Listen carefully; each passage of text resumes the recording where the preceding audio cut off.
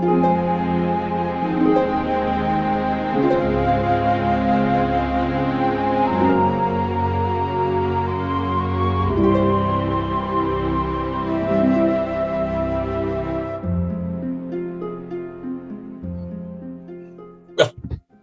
you still there? This is Jay over here. Good to see you way over there in France.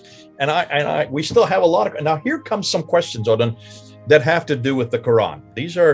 There are lots of questions on the Quran, and you have said quite a bit about the Quran. So we're going to break these up into smaller bite size so that we don't take 2 hours trying to unpack. And here's the first one.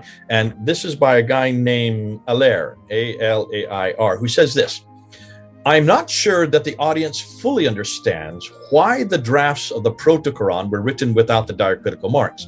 If those who wrote these drafts knew the diacritical marks, then they would have written these drafts with the diacritical marks. In other words, if the diacritical marks did exist in the 7th century, why didn't they use them? What he's asking.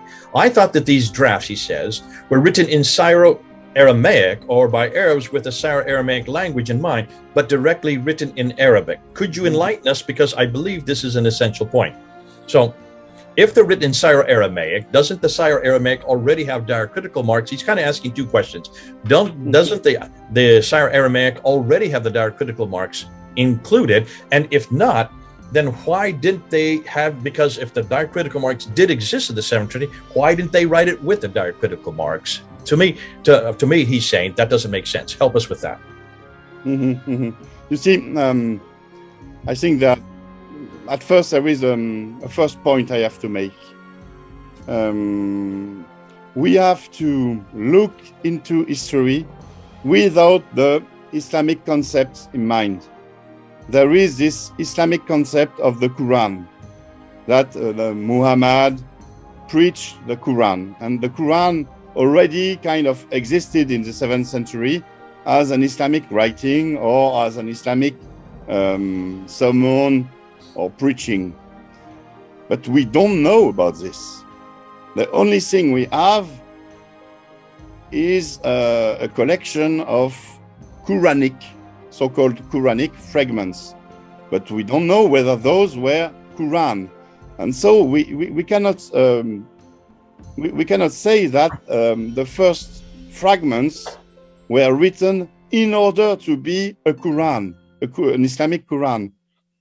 The only thing we can gather, this is my second point, from those very early fragments is what they have to tell us. They don't tell us, hey, we are part of an Islamic book, a sacred revelation. The only thing we see is a very crude writing without diacritic marks, mostly, and in a very crude Arabic language, a language that is not very proficient.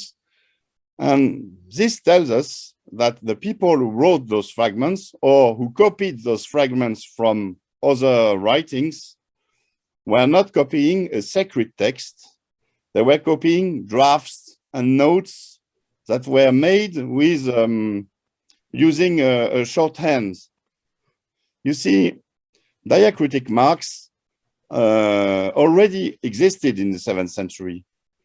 We have found some papyri in Egypt, Arabic papyri, which use diacritic marks. This tells us that the early Quranic fragments were written without diacritic marks, were written so in purpose, because the diacritic marks existed. Not all of them, of course, but some existed. So if the writers did not use it, it was on purpose. And I think it was because they copied it from notes who were written without diacritic marks. And who writes like this? Not someone who wants to put down a sacred scripture, but someone who makes notes for himself and only for himself. He is the one, like you make notes for yourself, you are the only one who is really able to read it because you already know what's in it. So I think I'm going to come back on this, and I think Mhm. that's true. If these were just private notes for your own study, that's not what he's asking, though. He's looking at these manuscripts here. These are not private notes. This is half the Quran right here. This is the Ma'il manuscript, which is there in the British Library. Notice it doesn't have any diacritical marks. I don't see one diacritical mark here. Page after page after page after page. Now there are I lie. There are a few, but rarely do you see any diacritical marks on all of these pages. This is an entire manuscript. This is 50% of the Quran right there. So that's the one. There's one, okay? So that's not a fragment. Here's another one. This is the Petropolis manuscript that's in the Bibliothèque Nationale there in Paris.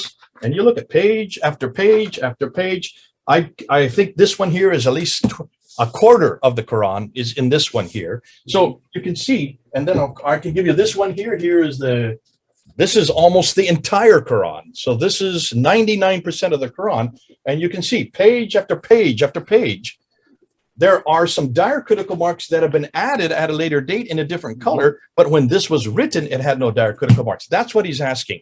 These are not notes. These are not people's scribblings. These are not footnotes that are done, to help people. Those manuscripts, these are not full manuscripts, but they are big manuscripts, and those manuscripts are not the original. They follow the Quran that we have today. Those manuscripts are not the original notes. They are copies that have been copied from the notes. So why didn't they include the diacritical marks? Is what he's asking in those manuscripts. No, he's not asking about including the diacritical marks, but not including them. I fully understood why the draft of the Proto-Quran, this is what Allah wrote, were written without the diacritical marks. And so he's asking why were these drafts of the Proto-Quran were written without the diacritical marks. That's what he's asking. Exactly. And I think it is because the original manuscripts, the originals were notes which were written for the private use of the preacher and only for him, which tells us about the way the Quran was gathered and the way it was made. It was made by the gathering of notes and of notes from preachers that were originally they were not meant to be a book. They were meant for him to prepare his sermons and to work on his sermons, on his preachings. Okay, so what are these then? Are these then the copies of that? These were made afterwards. They were made as I think as a sort of teaching book for the Arabs. You see, and this is where you have to have the big picture in mind. You remember that what happened in the 7th century at the beginning, everything was about the coming of the Messiah, and this is what those preachings were about. Those sermons were about the alliance between Quranic Nazarenes and Arabs, and the conquest of Jerusalem, and the rebuilding of the temple, and the coming of the Messiah. But since the Messiah did not come, Arab leaders took it upon themselves to make God's kingdom on earth. And some of them needed books to justify themselves. But they could not take Christian books or Jewish books. They needed books from their own. And what did they have in terms of Arabic writings? They only had the preacher's notes. So they gathered the preacher's notes. They selected the notes that were useful for them, and they made it into a collection that was used as a sort of a teaching. But it was not really a sacred book. It was not a revelation. It was not a revelation at the moment. We have absolutely no clue in the 7th century of a sacred scripture, an Arabic sacred scripture. So what we can make out of those first so-called Qurans is that they were not revelations. They were not the divine books that the Muslims, that the standard Islamic narrative nowadays say it is. And another proof of this is given by François Desroches himself when he studied the Petropolitanus manuscripts. Because like you said, Jay, in this manuscript, you start to find diacritical marks. And in one of his articles, I don't have the reference in mind, but it is on Gallet's website, on Edouard Marie Gallet's website. On one of his article, he wrote that there were several scribes, several people who wrote those Petropolitanus manuscripts, because he recognized different way of writing and so on. And what he also found is that the diacritic marks that those scribes were writing were not in order. They were not the same. They put it in the way they wanted. There was a sort of anarchy in those diacritic marks. One scribe wrote them like this for a word. Another scribe wrote them differently for the very same word. And this tells us that the scribe did not know the meaning of what they were copying. And this is very, very important. And this tells us about the Quran. You see, it means that at first, some people, maybe the first Arab leaders, gathered the notes and tried to make something out of it, a book, but the very meaning of those notes got lost, or kind of lost, because they were not the one who wrote the notes, so they did not know about the very meaning. You see, when you make notes for yourself, you are able to reread yourself because you already know. When you're reading notes that have been made by someone else, it's very difficult. It might be very difficult to decipher the abbreviations, the writings, and in this particular case, the lack of diacritic marks. So you see, we got clues in those very early fragments of the process that gave birth to the Islamic Quran. Okay, let me just feed back at you, just make sure I'm hearing you correct. What you're saying is in the 7th century, these different leaders call themselves amirs, who are the ones that we know, we talked about earlier as the mu'minun. They were the ones, the believers that followed them both religiously and politically. They realized that they needed to have a text to support their beliefs. They were taking on that messianic mantle that you've mentioned many times.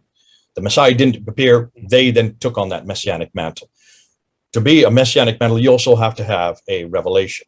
So they would take these writings, these homilies, these sermons, so to speak, written in Arabic, no dots there, because even though the dots did exist because they were doing it shorthand, and then those later on, were then put into books or into larger, what we now know as manuscripts. So what we see, Mushafs.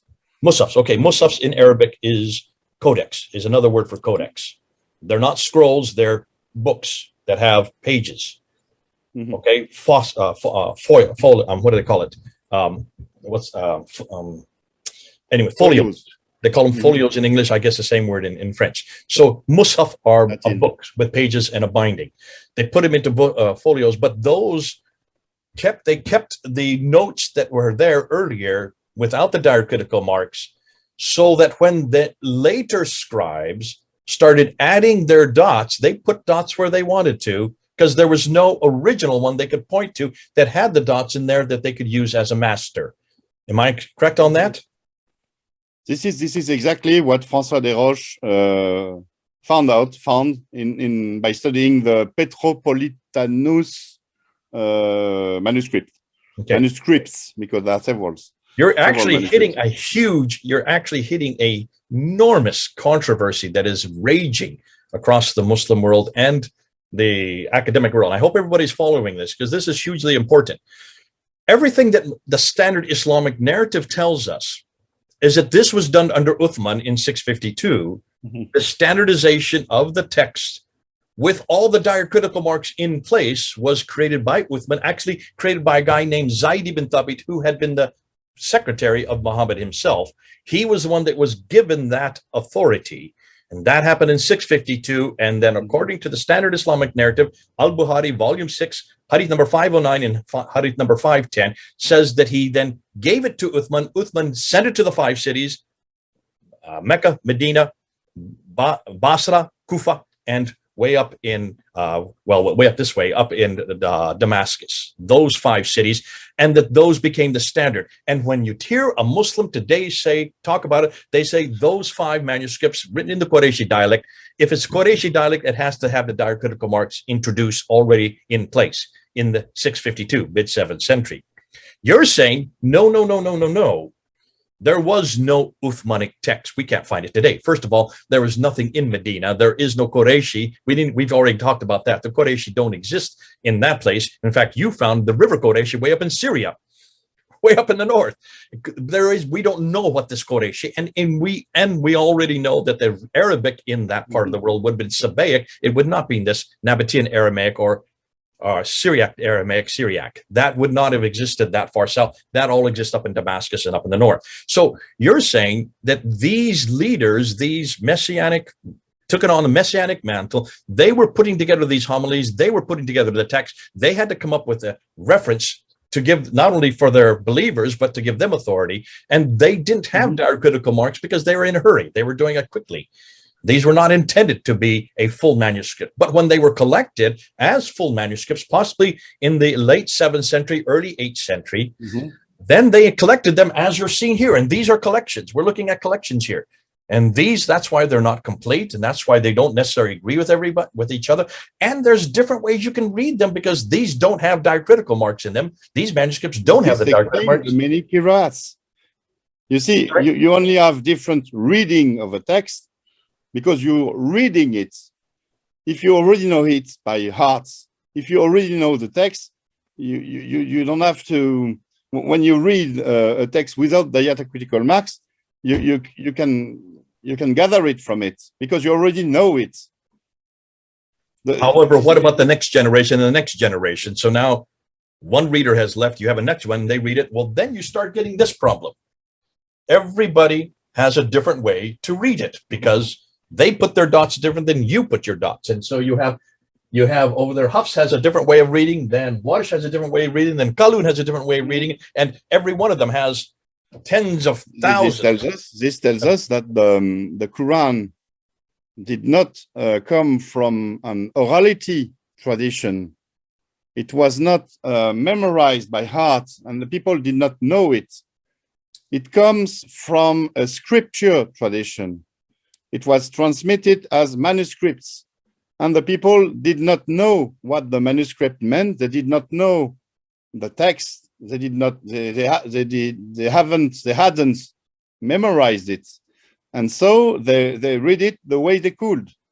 This explains the many different readings of the text. Listen, this has been terrific. There's many other questions we're going to ask about the Quran. This is the first one. Why is it important that the diacritical mark should have been added at the very beginning? If it is a written text, for heaven's sakes, stick the dots in there. If the dots existed, why weren't they put in there from the very beginning? That's the million-dollar question that no one wants to answer. The reason possibly is that these leaders, these amir, these messianic figures themselves were writing homilies. They purposely did not keep the dots in there, and that's what caused the problem.